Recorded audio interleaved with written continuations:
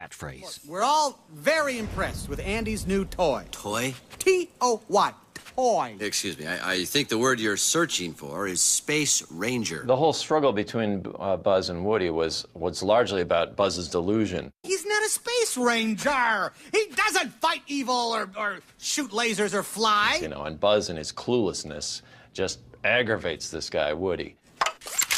Oh, impressive wingspan. And I remember that was one of those scenes that was just so much fun because of the read that Tom Hanks gave us. These are plastic. He can't fly. They are a beryllium carbonic alloy, and I can fly. No, you can't. Yes, I can. You can't. Can. Can't. Tell you, I could fly around this room with my eyes closed. Okay, then, Mr. Lightbeer, prove it. All right, then I will. We wanted to create these two characters that were so fun that even if they were locked in an elevator for the whole movie, you'd want to watch them and see what happens next. To infinity and beyond!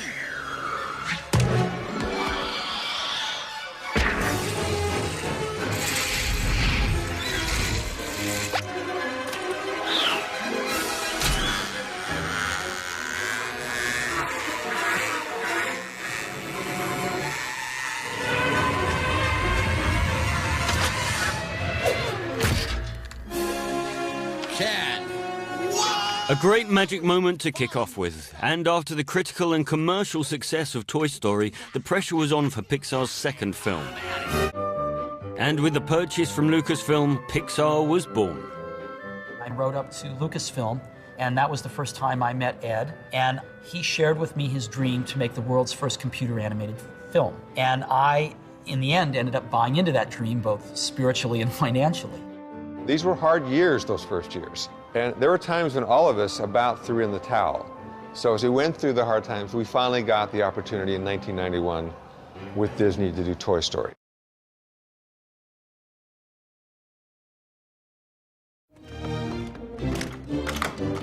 Blast. Try that one. It's locked. Same here. Try the windows. Negatory. It's a Fenster Schneckler 380.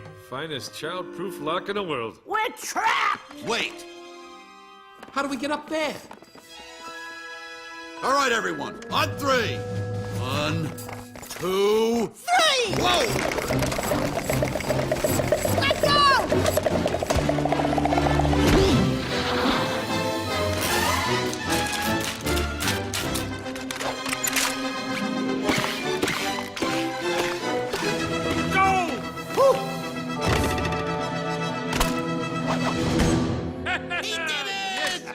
Way to go, Buzz!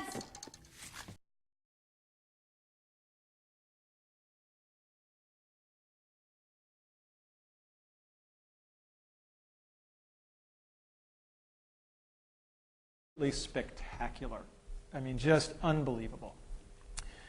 Here's my nephew Christopher. This was the apparatus. You would sit on this sort of motorcycle type thing, and you would steer your magic carpet, and you would put on the head-mounted display. The head-mounted display was very interesting. It had two parts, and it was a very, very clever design. To get throughput through, the only part that touched the guest's head was this little cap, and everything else clicked onto it, all the expensive hardware. So you could replicate the caps because they were basically free to manufacture. And this is what I really did, as I was a cap cleaner during this battle. I loved Imagineering. It was just a spectacular place. Just spectacular. Everything that I had dreamed. I love the model shop. People crawling around on things the size of this room that are just big physical models. It was just an incredible place to walk around and be inspired. I'm always reminded when I went there and people said, do you think the expectations are too high? And I said, you ever see the movie Charlie and the Chocolate Factory, Willy Wonka and the Chocolate Factory, where Gene Wilder says to the little boy Charlie, he's about to give him the chocolate factory, he says, well, Charlie, did anybody ever tell you the story of the little boy who suddenly got everything he ever wanted?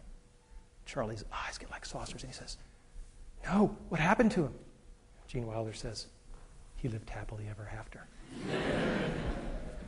Okay, so working on the Aladdin VR, I described it as a once in every 5 years opportunity, and I stand by that assessment.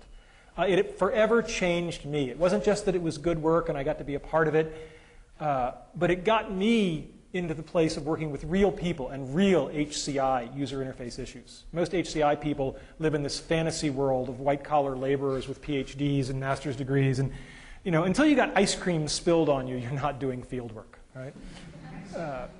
And more than anything else from John Snoddy, I learned how to put artists and engineers together. And that's been the real legacy. They encourage a kind of stress-free environment, and that filters into all of their movies. It feels to me like it's kind of a college campus. You feel like it's new every time. You know, every time you show up for something, there's a real great energy in the room. You're suddenly surrounded by a bunch of young geniuses who understand what they're doing while you don't. Pixar is its people, and we maintain the same philosophy of an office is an empty canvas.